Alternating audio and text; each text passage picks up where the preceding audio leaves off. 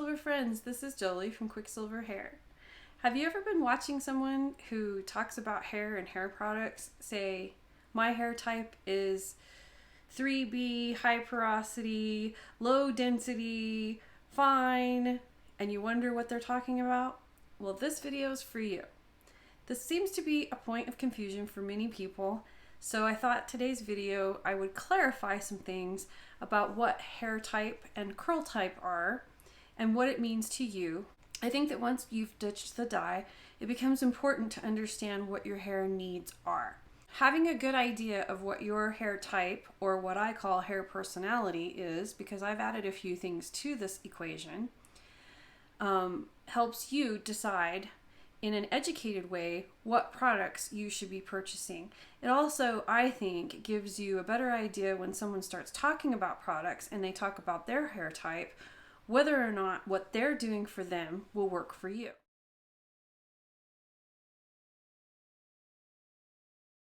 Let's get started. The first thing you want to remember when we start discussing hair type is that it changes. Throughout your lifetime, it can change because of hormones, illness, pregnancy, thyroid conditions, medications, chemotherapy. All of these things can change your hair type, and it can happen very quickly. The second thing to keep in mind is that if you have any dye remaining on your silver hair and you're halfway through your transition or partially way through your transition, you have two different hair personalities going on, because the ends of your hair that's dyed is a different hair type than the hair that's growing out of your head. With your hair personality, you want to check in with it and make sure, in the last year, did you have an illness? Did you have hormone changes? Did you go through menopause? These are all things, again, that will change it, and it should be something you want to reevaluate a little more regularly than every 10 years or so with a quiz online. So, what's the first thing we look at when we're talking about hair type? We look at the pattern. The pattern is a chart we are pretty well familiar with that was created by Andre Walker. And most people see it only as the curl typing system, which starts with 2A, 2B, 2C, 3A, 3B, 3C, 4A, 4B, 4C. What a lot of people have missed is that there's a 1, and 1, just like the number, is straight hair. I have 1, 2A, 2B, 2C, and every now and then I still have a 3A. That's something to keep in mind. You very rarely have one pattern on your head. It's very normal to have different patterns. So I'm going to show you what I mean. The hair that grows here, which I have pinned back right now, is the hair that can sometimes show up as 3B. But normally this is, in the 2C range. I get a nice helix. Then I have hair down here that I struggle even keeping a wave in it. It can go straight on me. Then I have hair down here that stays in the 2C range. It has a distinct coil, which is very hard to see on camera, so I apologize for that, but maybe you can see it as I fluff the hair out. You can see all those different patterns. So don't stress over pattern. Pattern is a visual cue to tell you what pattern your hair is. There are products out there that are specifically made for the very curly range, where we get into like 3C, 4A, 4B, 4C. Those curl types need very specific products. So yes, products for your curl type are out there. However, the general rule of thumb with hair is providing moisture, retaining moisture, and then retaining whatever shape you want it to have. So on wavy hair, you do need to encourage it a little bit. So your products might be a little bit different. You don't want them to be really heavy products that weigh that curl down. Aside from that though, curl pattern, hair pattern is a visual cue. It just tells you what you're working with. In my opinion, some of the stuff we're going to discuss later is far more important to what products you purchase for yourself than the pattern. Because, for instance, I have a product in my hair today that is targeted towards 3B, 3C, 4A hair type. However, it's humid here today, and so I wanted to add a little bit more cream plus hold to my hair, which is not something I can normally put in my hair, and it worked out well. My hair looks really great today, and I account it to choosing wisely what product I used because of my hair type, the weather, and what I expected from it. So that tells you that that didn't really have anything to do with the pattern of my hair. It had to do with other variables. The next thing we discuss after pattern is texture.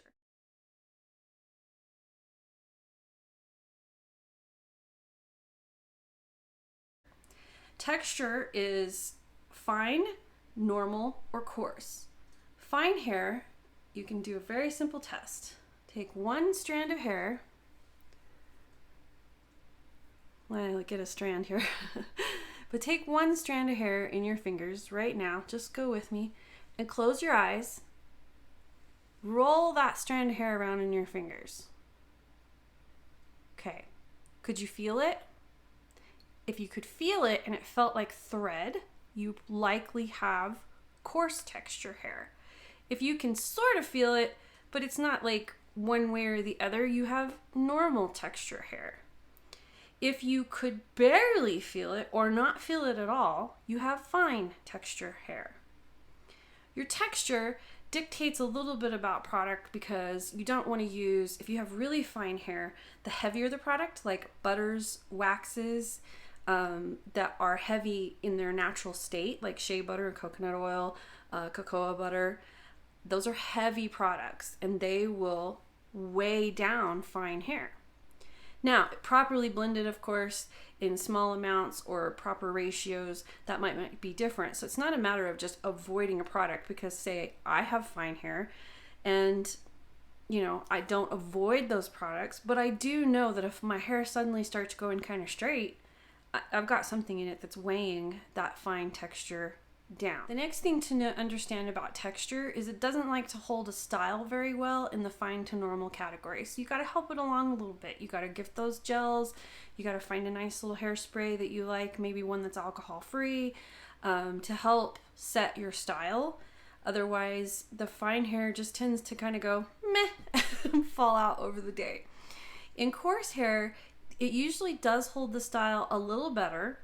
You still want to, figure out what your hold products are. Next thing is balancing moisture for your texture. So in coarse hair, you have to give it moisture. Otherwise, it gets coarser, it gets drier, it gets brittle. But you need to balance that with the right ratios of protein for your hair type. So that's something you want to play with, figuring out whether you need large molecule proteins or small molecule proteins or amino acids or peptides, and see what works best for your hair type. Fine hair can handle protein, but it will over time straighten it if it's the wrong kind of protein for fine hair. Normal hair texture, you're gonna have a little easier time kind of finding products. Like, I'm sure if you have normal hair texture, you're probably thinking, what is she talking about? I don't have any issues finding hair products. That's probably because a lot of products are designed to be mid-range, right? They're designed to be ideally working for either side, but they will ideally work the best for normal hair. Fine to normal hair needs to be shampooed and conditioned regularly. Coarse hair, you can probably get away with less shampoo and more conditioner, maybe co-washing. Next is hair density.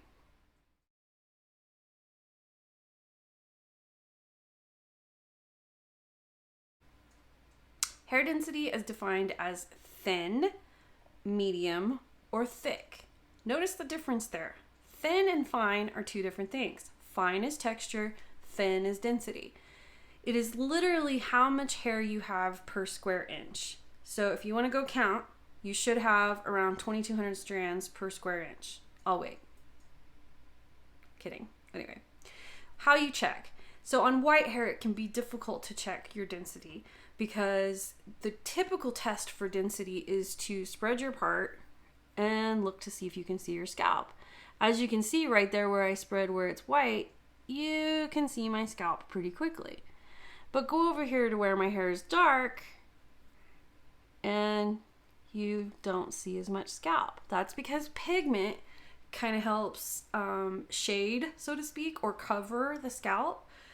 So what you want to look for if you do want to do the part test is when you part your hair, if you can see a lot of scalp, you have thin hair. If you can see barely any scalp, you have high density hair and it is thick.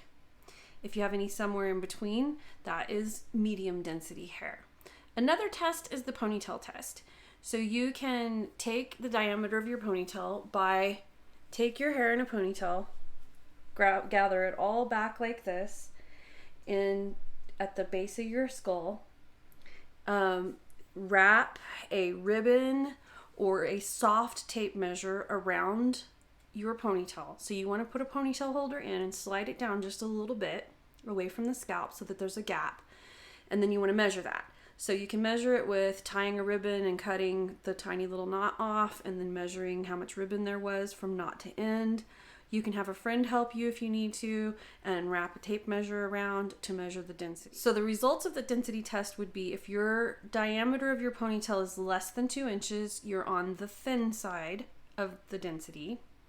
If it's more than 2 inches but less than 4 inches, you have normal density hair. If it is over 4 inches or more, you have high density hair, which is thick hair. It's a pretty simple test. If you can get your hair in a ponytail, that's the best way to tell. And if you did this once a year, say you take a moment with your calendar and write this all down, say on your birthday or something like that, this is a great way to measure how much hair loss you have had. So we often panic about hair loss, and this is a great method of understanding in a year's time how much hair you have lost or not. By measuring, you're getting a pretty precise calculation to go by. So products with density, also with thin hair, you want to use lighter weight products. Again, with the butters, it might be too heavy for your hair. It might straighten your hair. It might feel greasy. With coarse hair and thick density, you might need a lot of products because you may need something to help weigh it down and pull that thickness out of it, unless you like that. And if you like that, then you can garner your products towards that. When you have thick hair and you have coarse hair, you do a little bit better with tolerance to heat, especially if you have silver hair. If you have fine or thin hair, you have less tolerance to heat, so be careful with your heat products and all of those hair types. When it comes to heat, make sure you're still using a heat protectant. Even if you do have thick and coarse hair, you still want to protect it from heat in case you have some white sections that are a little weaker than the rest of your hair. The next point on the hair personality test that I give and look at is processing.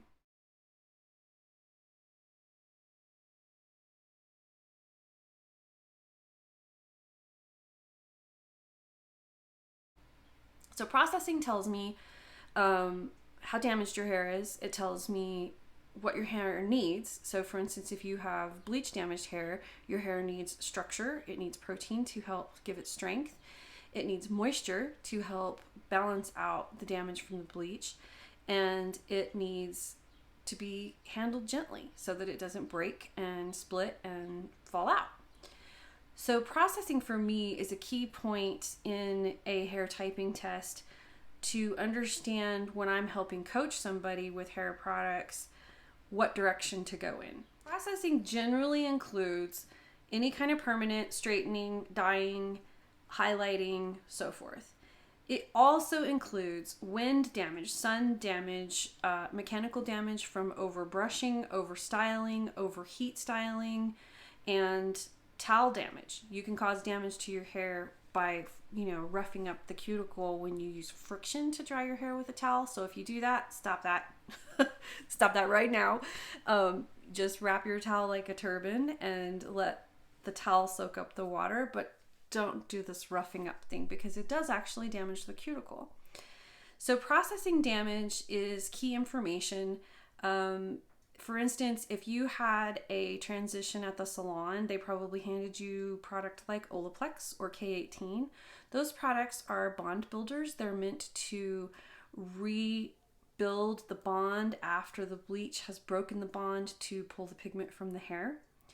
Once you have grown off that bleached hair, you don't need the bond builder anymore. As a matter of fact, it will swing the pendulum in the other direction and it will cause your natural hair to become dry, brittle, break, and so forth.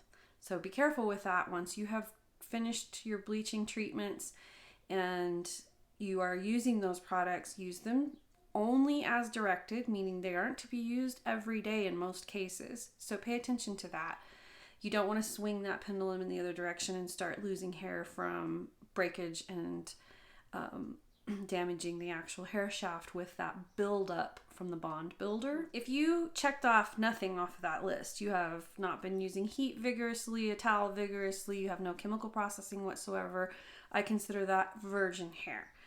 For instance, I have mostly virgin hair. I very rarely use any kind of mechanical product. Like I don't run, straighteners through my hair very often. I don't have any chemical processing whatsoever, no permanents or straightening products in my hair. So I check off my hair as virgin when it comes to processing. If you have a couple of those items, I would say it's slightly processed depending on what they are. If you have bleached hair from doing the salon transition to gray and have the highlights or the full bleach wash, I would say you have overprocessed or severely damaged hair, because it takes an incredible amount of breaking the hair, so to speak, to take all that pigment out. So even if your hair feels good, the processing is on the high side. If you have processing damage, you can take some simple steps to help the health of your hair as it grows out. Be gentle with it. Use your UV and heat protection. Don't rough it up with the towel. Don't yank brushes and combs through it. Be very gentle with your brushing and combing. If you have to, only brush and comb with conditioner on sopping wet hair, and you want a conditioner that's got really good slip. That means that when you start combing, you can feel it just slide through, or you can finger detangle. But handle your hair with care if you've had it highly processed. I still say handle your hair with care even if it's not highly processed, because I think it does overall give you healthier hair to be nicer to it. So the next thing we look at is length.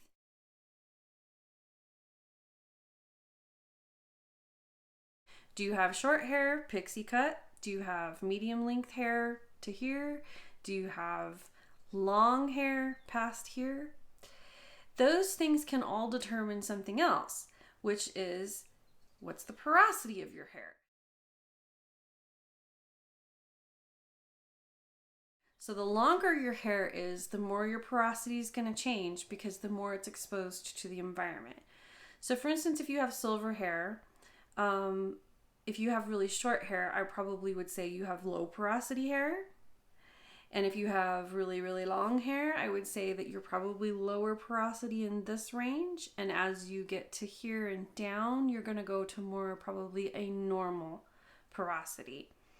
If from here down it's bleached, it's high porosity. So the reason we're looking at length and processing is it helps us determine porosity.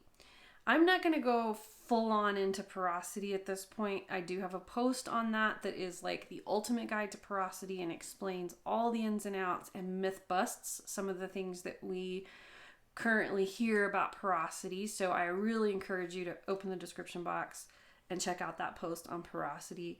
It's very detailed and very helpful. Overall, if you have silver hair and you have no processing, what is here and above will be in the low range, most likely. If you have really coarse hair or really kinky hair, coily kinky 4 range, you might have a higher porosity hair. So just because you have silver hair doesn't mean you have low porosity hair. But just because you have coarse hair doesn't mean you have high porosity hair either. I would highly encourage you to open that porosity post and take the spray mist bottle test. that will help you understand what the porosity of your hair is in its natural state. Take that test on clarified, dry hair, because if you take that test with products on your hair, of course, we have gels that repel humidity, so that's going to ruin the test. That's going to ruin the outcome of the test. So keep that in mind when you go to testing your porosity. It needs to be done on clarified hair. If you are going to do a porosity test, avoid the float test. That test has some variables to it that kind of void out real results. So I would avoid that test simply because, I mean, when I took it, it was correct. My hair did float. I do have low porosity hair. But I have seen people with very bleach damaged hair come out with low porosity on that test, and their hair is not low porosity. So use the spray mist test. If you really want to know the porosity, you can have it sent off to a lab and they can look at it under a microscope. There were a couple of companies out there a few years ago. I don't know what they are anymore. If I do find one, I'll link it in the description box below. The thing about porosity is it tells you your moisture retention. That is basically the whole premise behind understanding your porosity. For me, with low porosity hair, what that means is I have to find exactly the right type of moisture for my hair. I have to find something that actually penetrates into the hair strand and moisturizes it rather than just sitting on the outside and coating it. And I have to find something that stays in there, that doesn't just dry right back out and come right back off. So you want to find, if you have high porosity hair, you want to find products that the moisture can soak in and stay and not evaporate right back out, because high porosity hair will dry very quickly and lose moisture very quickly. All right, so the final one is scalp condition.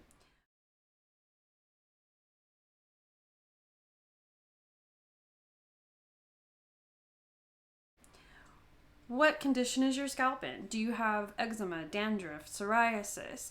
Do you have acne? Do you have a dry scalp? Do you have a sensitive scalp? You see where I'm going here? All of these things can contribute to the health of your hair because the health of your hair starts at the scalp. For instance, I kind of have a dry scalp. I'm very careful about what shampoo I use on my scalp so that I don't get a dry, itchy scalp. I'm also sensitive to fragrances and comedogenic, pore clogging ingredients. So I have to be very careful about products causing me to have breakouts, that I get these little pimples on my scalp. And, you know, those are not really scalp conditions per se, but they do mitigate what I put on the rest of my hair. So my hair process with my routine starts with my scalp, and then I move from there.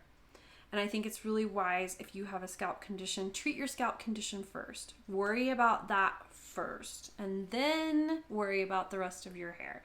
And if you have a medicated shampoo, for instance, and you have silver hair and you're worried about staining, check with your dermatologist if you can spot treat where you might have issues.